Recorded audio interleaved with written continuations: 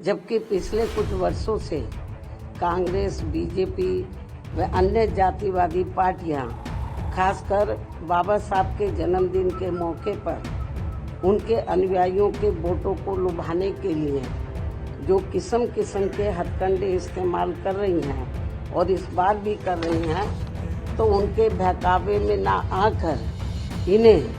अपनी एकमात्र हितैषी पार्टी बीएसपी के बताए हुए रास्तों पर चलकर ही उनके अधूरे रहे कारवां को मंजिल तक जरूर पहुंचाना है। बल्कि बाबा साहब ने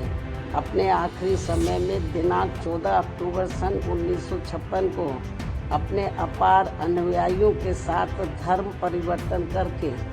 जो बौद्ध धर्म की दीक्षा ली है, तो उसे भी अब जातिवादी मानसिकता के लोग सनातनी बनाने में लगे। इस धर्म को भी, ये भी अति चिंता की बात है। मीडिया बंधुओं, मैं आप लोगों का ध्यान बौद्ध महाबोधि मंदिर गया से संबंधित बोधि गया टेम्पल एक्ट 1949 का अपने देश में व पूरी दुनिया में भी, और साथ ही अभी हाल ही में संसद से पास हुए वक्फ विधेयक का भी पूरे देश में हो रहे विरोध को भी लेकर कुछ जरूरी बातों की तरफ दिलाऊं। लेकिन उससे पहले मैं आज से 3 दिन के बाद दिनांक 14 अप्रैल को भारतीय संविधान के मूल निर्माता व दलितों एवं अन्य उपेक्षित वर्गों के मसीहा परम पूज्य बाबा साहब डॉक्टर भीमराव अंबेडकर की जो जयंती है, तो उनको आज एडवांस में ही सबसे पहले मैं अपनी व पार्टी की तरफ से पूरे तहे दिल से अपने श्रद्धा सुमन अर्पित करती हूँ, जिन्होंने कदम कदम पर अनेकों कष्ट झेलकर अपनी पूरी जिंदगी इस देश में सदियों से जातिवादी व्यवस्था के शिकार रहे लोगों को आत्मसम्मान व स्वाभिमान की जिंदगी बसर करने के लिए समर्पित की है,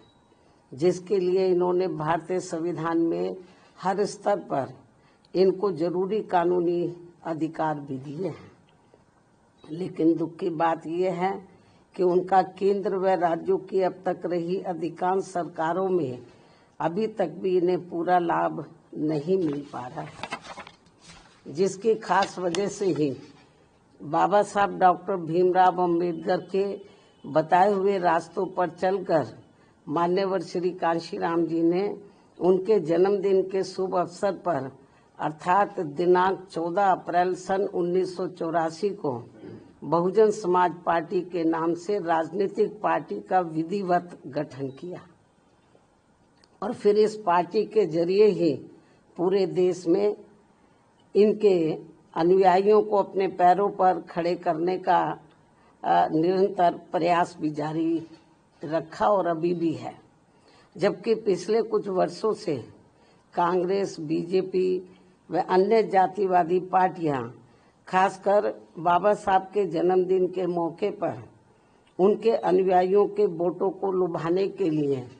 जो किस्म किस्म के हथकंडे इस्तेमाल कर रही हैं और इस बार भी कर रही हैं, तो उनके बहकावे में ना आकर इन्हें अपनी एकमात्र हितैषी पार्टी बीएसपी के बताए हुए रास्तों पर चलकर ही उनके अधूरे रहे कारवां को मंजिल तक जरूर पहुंचाना है। इतना ही नहीं, बल्कि बाबा साहब ने अपने आखिरी समय में दिनांक 14 अक्टूबर सन 1956 को अपने अपार अनुयायियों के साथ धर्म परिवर्तन करके जो बौद्ध धर्म की दीक्षा ली है, तो उसे भी अब जातिवादी मानसिकता के लोग सनातनी बनाने में लगे। इस धर्म को भी, ये भी अति चिंता की बात है। और इस संदर्भ में ये बात सर्वविदित है कि बिहार राज्य का बोध गया बौद्ध तीर्थ स्थल के रूप में देश व दुनिया भर में अति विख्यात है। बोध गया में तथागत गौतम बुद्ध के पवित्र ज्ञान स्थली पर स्थापित भव्य व अति प्राचीन महाबोधि मंदिर में सरकारी व गैर सरकारी स्तर पर गैर बौद्ध धर्म के मानने वाले लोगों के बढ़ते हुए प्रभाव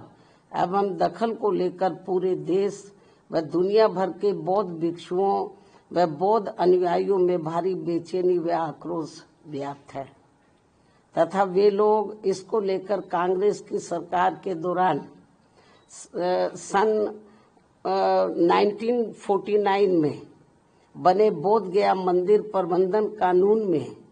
जरूरी परिवर्तन की मांग को लेकर शांतिमय ढंग से काफी समय से आंदोलित भी हैं। ये कांग्रेस के समय में ये कानून बना था। उल्लेखनीय है कि देश की आजादी के बाद कांग्रेस पार्टी की सरकार द्वारा बिहार में बोध गया मंदिर प्रबंधन के संबंध में जो कानून बनाया गया था तो उसमें जिला अधिकारी की अध्यक्षता में 4 हिंदू व 4 बौद्ध धर्म के मानने वाले लोगों की कमेटी बनाने का प्रावधान किया गया है, जो पहली नजर में ही अनुचित, अनावश्यक व भेदभावपूर्ण लगता है और सरकार की इस अनावश्यक दखल अंदाजी की वजह से ही वहां महाबोधि मंदिर में पूजा पाठ, देखरेख, संपत्तियों के संरक्षण, उसका रखरखाव व साफ सफाई आदि के साथ ही लाखों तीर्थ यात्रियों की सुख सुविधा आदि को लेकर भी स्थिति लगातार असहज व तनावपूर्ण सी बनी रहने की आम शिकायत है, जिसकी वजह से बौद्ध धर्म के मानने वालों की ये मांग है कि महाबोधि मंदिर की पवित्रता को पूरी तरह से बनाए रखने तथा इसकी सही से देखभाल के लिए ये जरूरी है कि मंदिर में पूजा पाठ, उसकी सुरक्षा व संरक्षण आदि की पूरी जिम्मेवारी बौद्ध भिक्षुओं व बौद्ध धर्म के अनुयायियों को ही सौंपी जाए, जो इनकी ये मांग जायज है, जिस पर वर्तमान सरकार को तत्काल उचित ध्यान देना चाहिए। वैसे भी अधिकतर लोगों का यही मानना है कि 1949 में जब मंदिर प्रबंधन के संबंध में कानून बन रहा था तो तभी कांग्रेस पार्टी की केंद्र व बिहार राज्य की सरकार को संविधान के धर्मनिरपेक्षता के सिद्धांतों का सही से अनुपालन करते हुए महाबोधि मंदिर प्रबंधन कानून में किसी गैर बौद्ध धर्म के मानने वाले लोगों को कमेटी का सदस्य बनाने का प्रावधान ही नहीं रखना चाहिए था। ये कांग्रेस की बहुत बड़ी गलती रही है।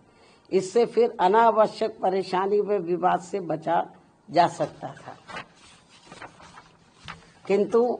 अब जबकि ये मामला काफी तूल पकड़कर भारी विवाद का रूप धारण कर चुका है, तो ऐसे में केंद्र व बिहार की एनडीए सरकार को इसमें तत्काल आवश्यक सुधार जरूर करना चाहिए। ऐसी बीएसपी की ये पुरजोर मांग है। इस क्रम में नए वक्फ कानून के तहत राज्य वक्फ बोर्डों में जो नॉन मुस्लिम को रखने का नया प्रावधान किया गया है, वह भी प्रथम दृष्टया अनुचित प्रतीत होता है, जिसका मुस्लिम समाज में भारी विरोध भी है। इसी प्रकार के अन्य नए विवादित प्रावधानों के सुधार को भी लेकर केंद्र सरकार अगर वक्फ कानून को फिलहाल स्थगित करते हुए उस पर समुचित पुनर्विचार करती है तो ये बेहतर होगा। अर्थात